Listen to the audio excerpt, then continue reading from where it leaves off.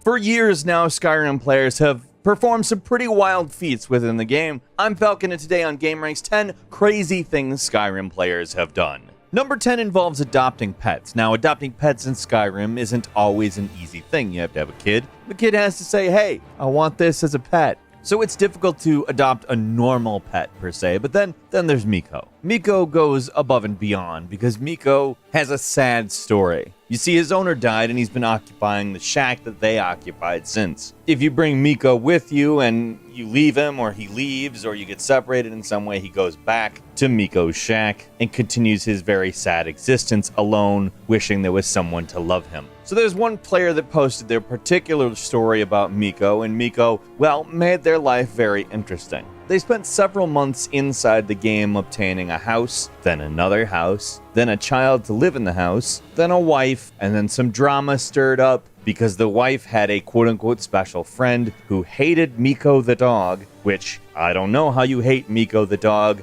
Miko the dog has a sad story and is nice and loyal and good and represents everything that is pure in the world. And during that drama, the special friend got killed and the wife became very mad. The player just ran away and left them there because he knew that Miko, after a long time attempting to find somewhere where he will be loved and cared for, knew that he would be, even though he had no place there. It's actually a pretty weird story. Number 9, GamerMom36, an 81-year-old grandmother, has uploaded more than 500 Skyrim videos to the internet. She's a widow with 4 sons, 9 grandchildren, and 1 great-grandson. She's been on YouTube since 2011 and has gotten millions upon millions of views just being an old lady uploading Skyrim videos. She doesn't just upload Skyrim videos, though. I've seen BioShock Infinite on there, Rise of the Tomb Raider, and she even does little vlogs, but her bread and butter is Skyrim. You can find her on Twitter at Shirley Scurry if you're interested, and it's very easy to find her YouTube channel from there. Number 8, you know how people wire up games to be played through like fruit and stuff? One of my favorites is playing Skyrim with a potato.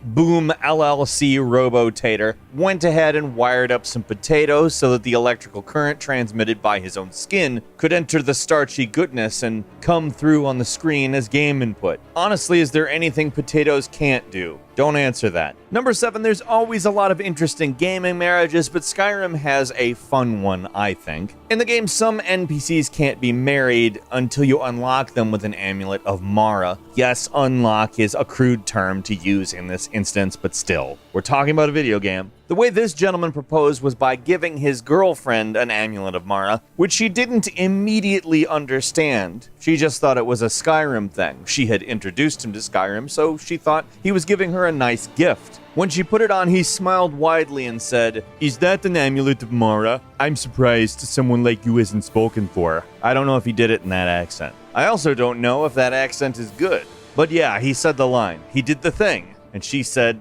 the good answer, the yes answer. Number 6, a gentleman from Utah spent $50,000 creating a Skyrim-themed basement. Now, I'm going to go ahead and say this is one of the coolest things I've ever seen in my entire life. I mean, there's so many details. There's swords, crossbows, there's potions, there's books, there's Whiterun grain. His wife Jill helped design it and also calls it awesome, but she adds that it would have been nice to have a pool. She didn't say instead, she said as well, but $50,000 on a basement? I mean, it's got a secret door behind the bookshelf, so it's not like it's nothing, it's cool. I mean, in all honesty, it's probably actually the ultimate. But I don't know if you've ever been to Utah, but a pool is nice in Utah. It's hot in Utah. Hopefully she gets to spend $50,000 at some point as well. Number 5, a few years ago, a gentleman by the name of Jack Cooley was attending Notre Dame and playing basketball. Now, obviously, he had some natural skill on account you don't just get into a basketball program at a university with no skill. But his profile and his skills suddenly surged, and everybody was wondering why. People were asking, what are you doing different? Why are things changing? How are you suddenly becoming a massive force within college basketball? Now, let me tell you, this is one of the craziest things that somebody can do in Skyrim on this list. He quit Skyrim.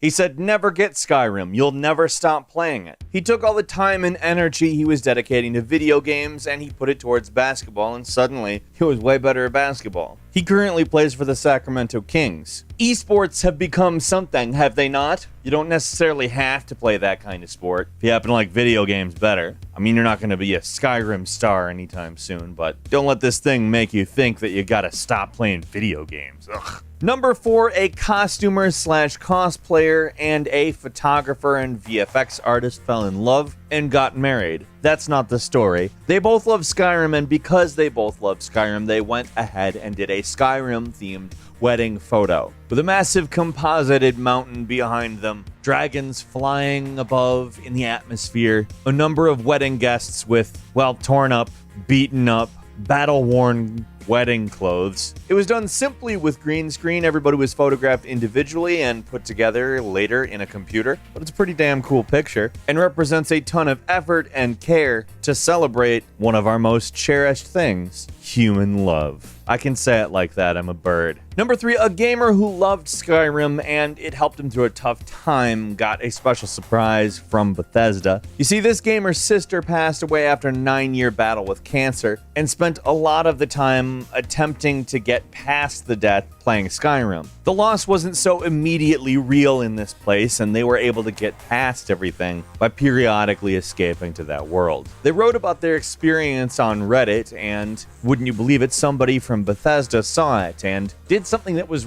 really, really nice. They got one of the Skyrim art books and got it signed by everybody at the studio and sent it to this guy. It got to him on the anniversary of his sister's passing. And while it's not necessarily crazy, it's amazing that Bethesda did that. It was wonderful of them to do that. Number 2, at a demo for Skyrim, a demonstration of the game showing off features and all of that, a woman went into labor. She was so stoked about the Frost Dragon. Now keep in mind the Frost Dragon is awesome and I totally get it. But can you imagine trying to figure out if it's labor or if you're just excited about the Frost Dragon? Okay, I'm either having a baby or this Frost Dragon has got me so excited I'm experiencing some weird contraction type things. Oh, I'm having a baby. That's right. Better go to the hospital. Actually, labor takes a while. I can see the rest of this presentation. Thought process over. They named their daughter Atari because, well, Frost Dragon isn't a very good name. For a baby. I mean, for a dragon that spits frost, it's actually a very appropriate name.